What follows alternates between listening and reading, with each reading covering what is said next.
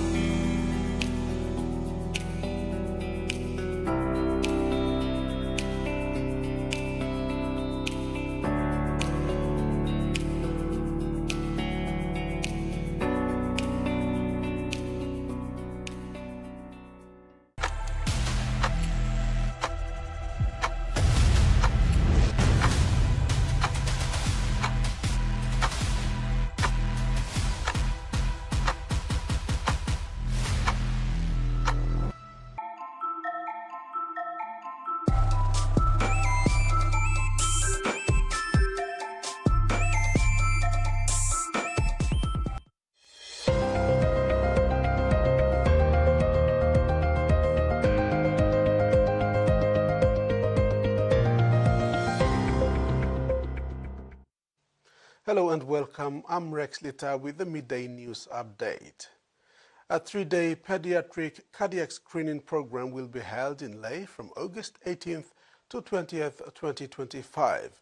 The Operation Open Heart Foundation PNG outlined that the free screening, led by Chief Pediatrician Dr. Cornelia Kilalang, will be conducted at the Engau Memorial Provincial Hospital. This initiative is part of a nationwide effort to identify and support children with congenital and acquired heart conditions, bringing critical care closer to home for families in Morobe Province. This program aims to provide early diagnosis and referral for children with heart conditions, as well as raise awareness of pediatric cardiac health in Papua New Guinea. Involving youth in the development of their own communities is one of the encouraging them to take ownership of their city. Unemployed youths in Leh City have expressed delight at being encouraged in engaged in construction work by Leh City Authority.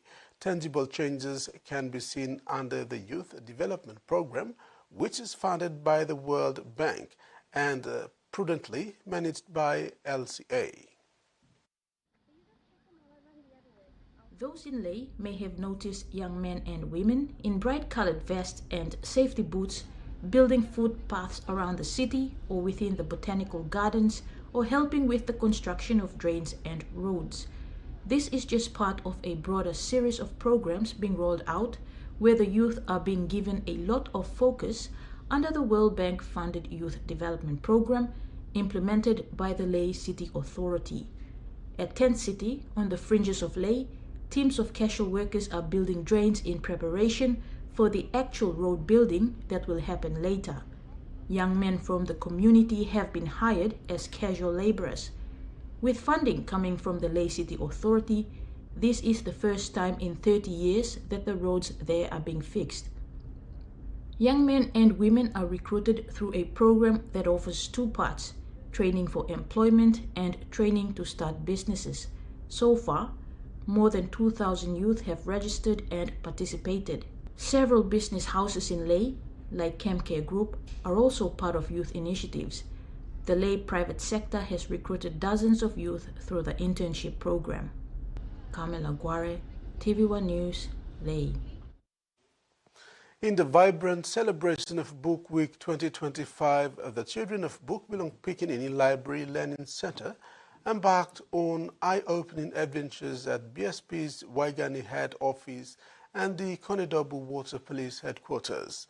With eager anticipation sparkling in their eyes, they entered the event ready to dive into the world of finance and law enforcement. As part of Book Week 2025, children from Book Belong Pikinini's Tatana Library Learning Center embarked on an exciting adventure at BSP's Waigani head office, exploring the captivating world of banking.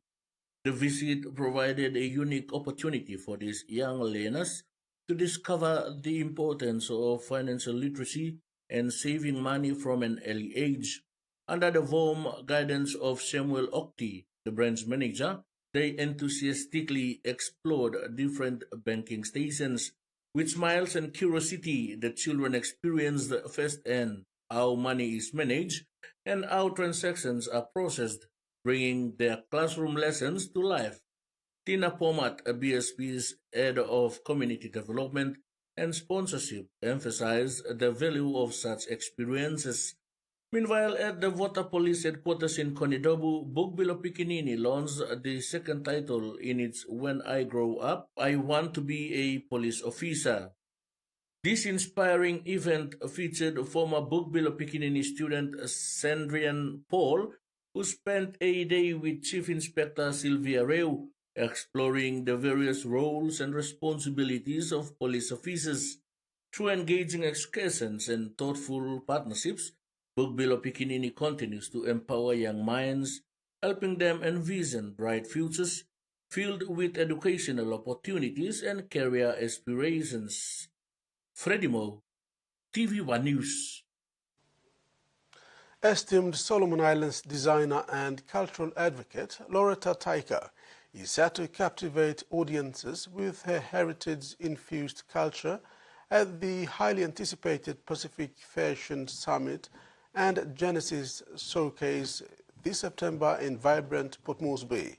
In collaboration with Air Niugini, the official air carrier and cornerstone partner, Loretta will join an extraordinary lineup of Pacific creatives, making this event the region's foremost celebration of culture and fashion. Her exquisite Hanina Tasi designs seamlessly intertwined the rich traditions of Polynesia and Melanesia with a contemporary flair, each piece telling a profound story of unity, resilience, and identity. With intricate craftsmanship and striking visuals, Loretta's collection promises to celebrate the diverse heritage of the Pacific Islands while inspiring a deeper connection to its cultural roots. In news overseas, the pilot who survived the fatal chopper crash at the center of Matt Wright's criminal trial has admitted to supplying very minimal amounts of cocaine to friends prior to accident. Sebastian Robinson, who was left a paraplegic after the 2022 helicopter accident, was cross-examined for several hours in the Northern Territory Supreme Court by Mr. White's barrister. Mr. White has pleaded not guilty to 3 counts of attempting to pervert the course of justice over allegations he interfered with an investigation into the chopper crash. Filing in to hear day 3 of evidence from the pilot who survived the helicopter crash at the heart of Matt Wright's criminal trial. Mr. Wright's barrister, David Edwardson KC, relentless, interrogating the witness about a series of text messages downloaded from Mr. Robinson's phone, written in the years leading up to 2022, mostly about drugs. In one text exchange read to the court, Mr. Robinson told a friend might have to come down Monday, crook as a dog. His friend texting back, snorting too much coke out of Maddie's ass, bro. At one stage, Mr. Robinson asked, "Are you implying I'm a drug dealer?" "Yes." "No. You sourced cocaine, you supplied it to somebody else, you get paid for it. That's trafficking. You agree?" "I don't understand what trafficking is, but I'm putting people in connection with each other." After the texts came the videos, Mr. Wright's lawyer tendering a USB drive containing 11 clips, some appearing to show Mr. Robinson sharing alcohol with an Aboriginal ranger in Arnhem Land and joking about being high. Mr. Robinson, who suffered a brain injury as a result of the accident, has told the court he has little to no memory of the days leading up to the accident. David Edwardson today pressed the witness about this fact, asking if he could in fact recall attending a party and doing drugs just 2 days before the accident. Mr. Robinson told the court he could not recall. "You don't even remember being there. No, I don't. And you've got no recollection of where you were and how it was that you came to have cocaine in your system at the time of the crash? No, I have no recollection of the weeks prior to the accident. Mr. Robinson gave evidence he had no memory of the chopper being refuelled before the crash. In an interview with police, however, he told investigators the chopper definitely didn't run out of fuel. Mr. Edwardson suggested to the witness that he was worried he hadn't refuelled the helicopter and would be blamed for the death of Chris Willow Wilson. Mr. Robinson agreed he did have concerns, but said he knew in his heart that wasn't the reason the chopper went down. Fatigued after 3 days of questioning, court adjourned early today. Mr. Robinson will return for his fourth and final day of evidence tomorrow. In sports, Melbourne Storm captain Harry Grant scored a try in Golden Point to snap Penrith's 9-match winning streak and continued Melbourne Storm's challenge for the minor premiership. Grant fooled Penrith in the second minute of extra time, faking a pass to Cameron Munster, who was shaping for a field goal, then ran by over-eager defenders to seal the 22-18 win at Western Sydney Stadium. But Penrith, who were chasing 10 consecutive wins for the first time since 2021, were left fuming after a successful field goal by Nathan Cleary in the 78th minute was disallowed for a blocking penalty.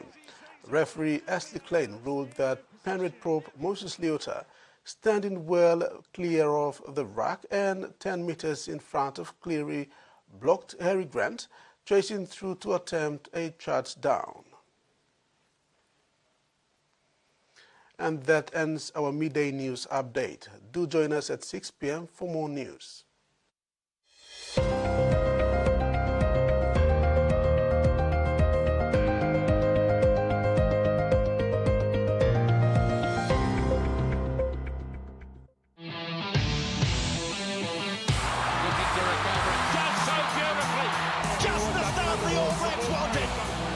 Out wide, beautiful pass to Chakabaris.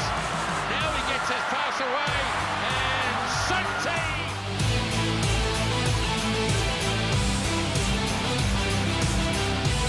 And they score. Oh boy, that is a great try. Do you ever fantasize about getting divorced? Fantasize? That kind of makes it sound like a good thing. Tell me, why is an accomplished foreign architect shoveling coal here in Philadelphia? You write songs that millions of people love, and that's